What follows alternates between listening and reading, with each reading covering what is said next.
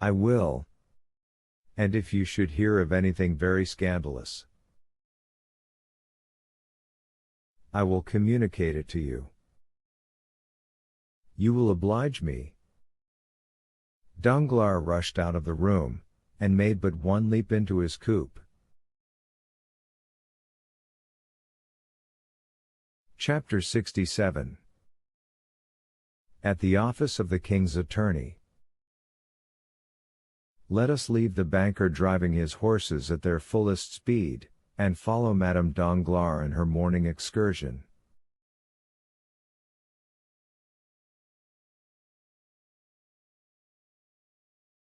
We have said that at 12:30 Madame Danglars had ordered her horses, and had left home in the carriage.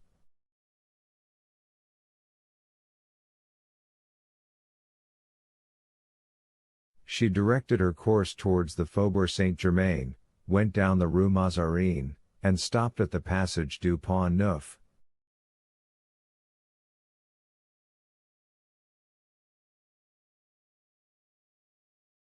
She descended, and went through the passage. She was very plainly dressed, as would be the case with a woman of taste walking in the morning.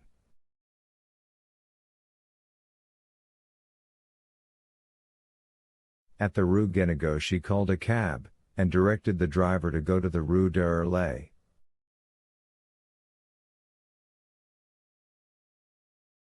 As soon as she was seated in the vehicle, she drew from her pocket a very thick black veil, which she tied on to her straw bonnet.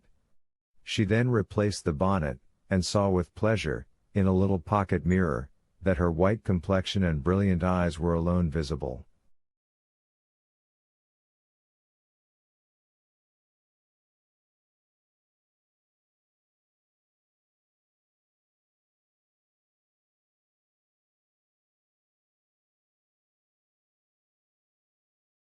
The cab crossed the Pont Neuf and entered the Rue d'Erlay by the Place Dauphine. The driver was paid as the door opened, and stepping lightly up the stairs Madame Danglars soon reached the Salle des Pas Perdus.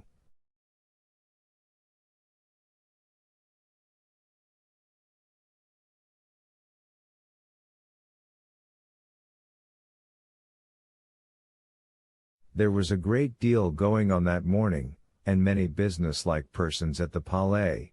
Business-like persons pay very little attention to women, and Madame Danglars crossed the hall without exciting any more attention than any other woman calling upon her lawyer.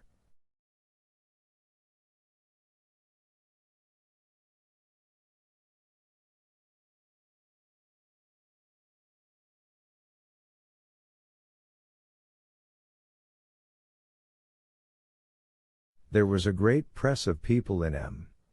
de Villefort's antechamber, but Madame Danglars had no occasion even to pronounce her name. The instant she appeared the doorkeeper rose, came to her, and asked her whether she was not the person with whom the procureur had made an appointment, and on her affirmative answer being given, he conducted her by a private passage to M. de Villefort's office.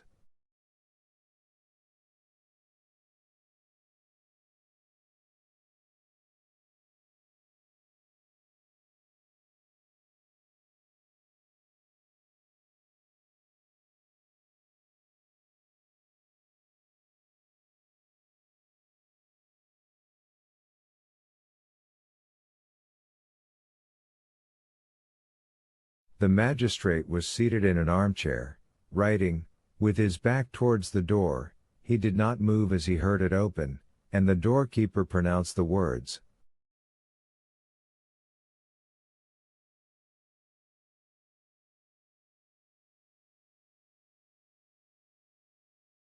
"Walk in, madam," and then reclose it, but no sooner had the man's footsteps ceased, than he started up, drew the bolts, closed the curtains, and examined every corner of the room.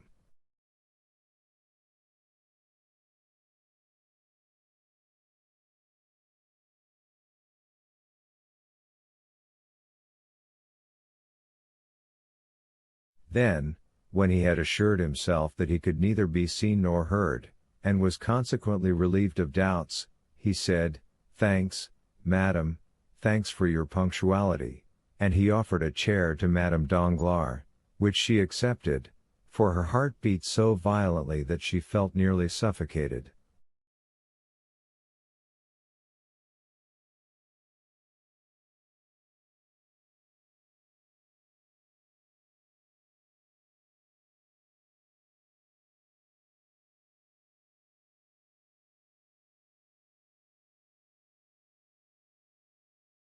"It is a long time, madam," said the procureur, describing a half-circle with his chair, so as to place himself exactly opposite to Madame Danglars. "It is a long time since I had the pleasure of speaking alone with you, and I regret that we have only now met to enter upon a painful conversation."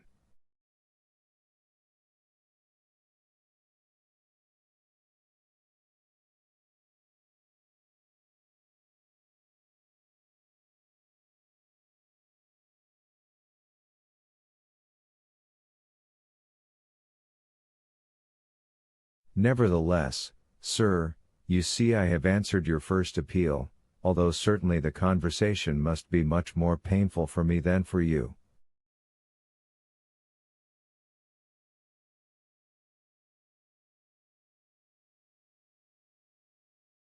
Villefort smiled bitterly.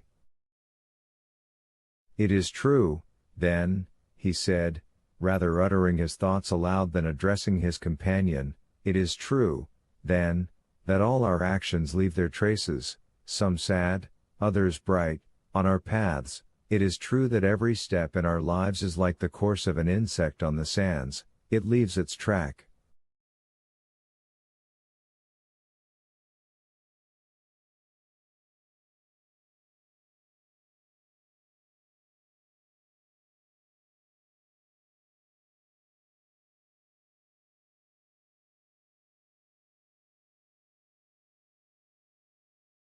"Alas, to many the path is traced by tears."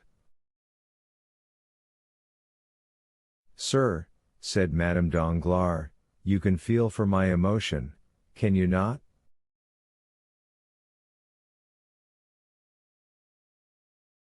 "Spare me, then, I beseech you.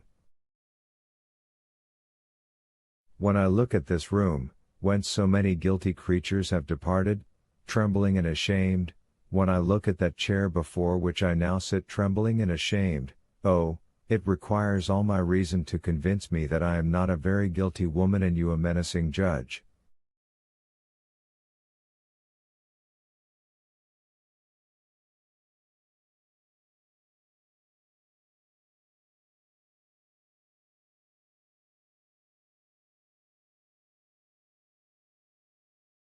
Villefort dropped his head and sighed.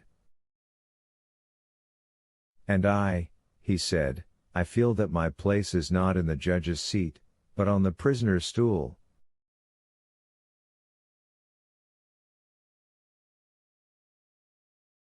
"You?" said Madame Danglars. "Yes, I." "I think, sir, you exaggerate your situation," said Madame Danglars, whose beautiful eyes sparkled for a moment. "The paths of which you were just speaking have been traced by all young men of ardent imaginations."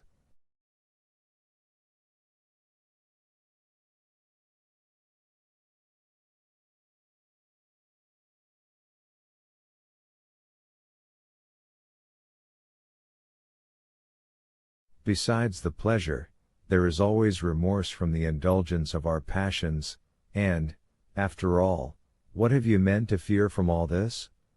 The world excuses, and notoriety ennobles you."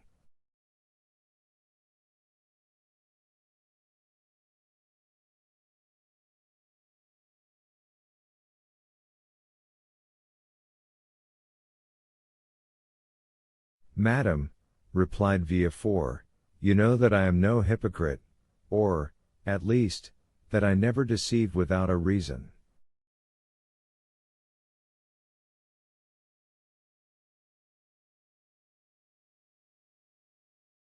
"If my brow be severe, it is because many misfortunes have clouded it, if my heart be petrified, It is that it might sustain the blows it has received.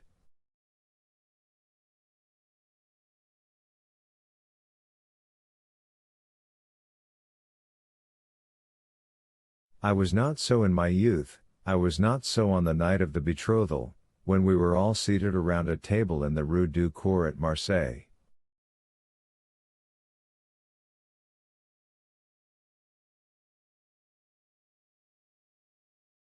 But since then everything has changed in and about me, I am accustomed to brave difficulties, and, in the conflict to crush those who, by their own free will, or by chance, voluntarily or involuntarily, interfere with me and my career.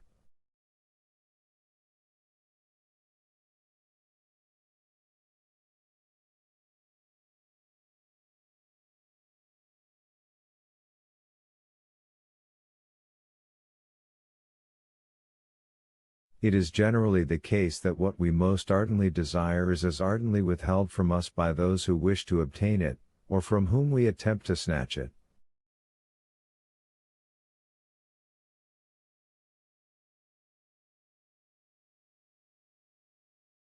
Thus, the greater number of a man's errors come before him disguised under the specious form of necessity, than, after error has been committed in a moment of excitement, of delirium, or of fear, we see that we might have avoided and escaped it.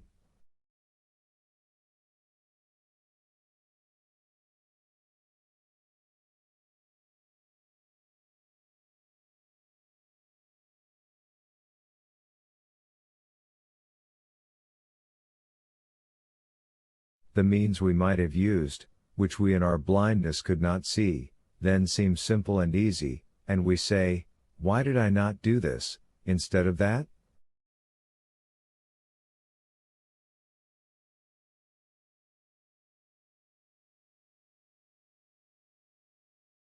Women, on the contrary, are rarely tormented with remorse, for the decision does not come from you, your misfortunes are generally imposed upon you, and your faults the results of others' crimes.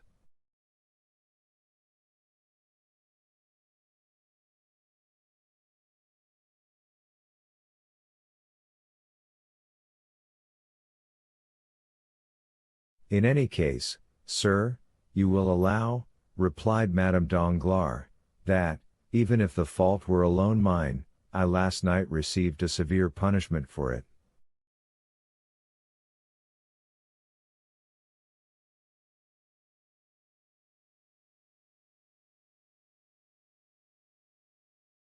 Poor thing, said Villefort, pressing her hand, it was too severe for your strength, for you were twice overwhelmed, and yet.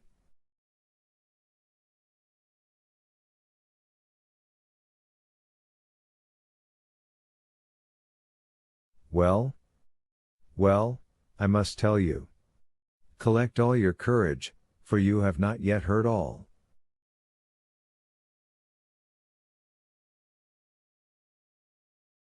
Ah, exclaimed Madame Danglars, alarmed, what is there more to hear?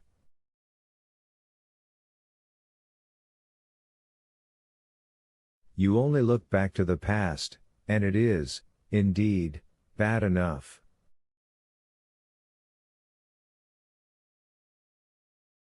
Well, picture to yourself a future more gloomy still, certainly frightful, perhaps sanguinary.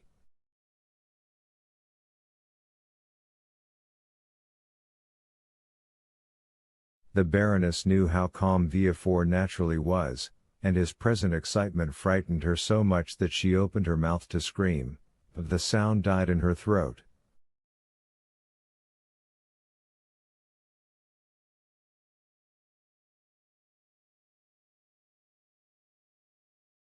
How has this terrible past been recalled? Cried Villefort. How is it that it has escaped from the depths of the tomb and the recesses of our hearts, where it was buried, to visit us now, like a phantom, whitening our cheeks and flushing our brows with shame?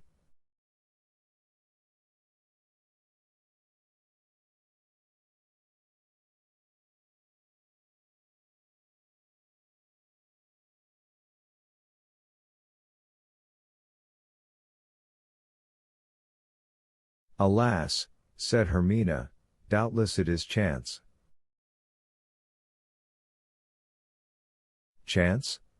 Replied Villefort, no, no, madam, there is no such thing as chance.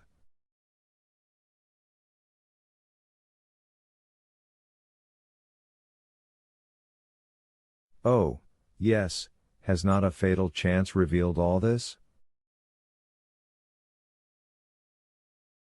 Was it not by chance the Count of Monte Cristo bought that house?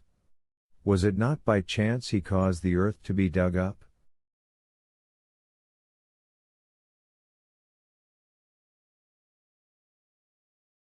Is it not by chance that the unfortunate child was disinterred under the trees?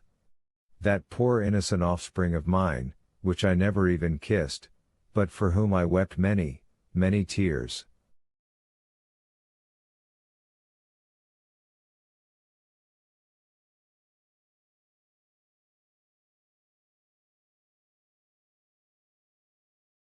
Ah, my heart clung to the Count when he mentioned the dear spoil found beneath the flowers.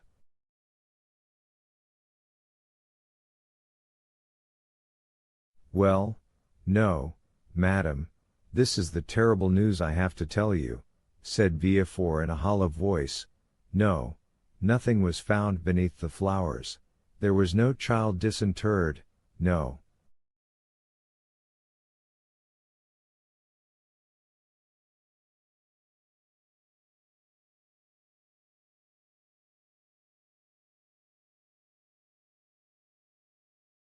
You must not weep, no, you must not groan, you must tremble? What can you mean? Asked Madame Danglars, shuddering.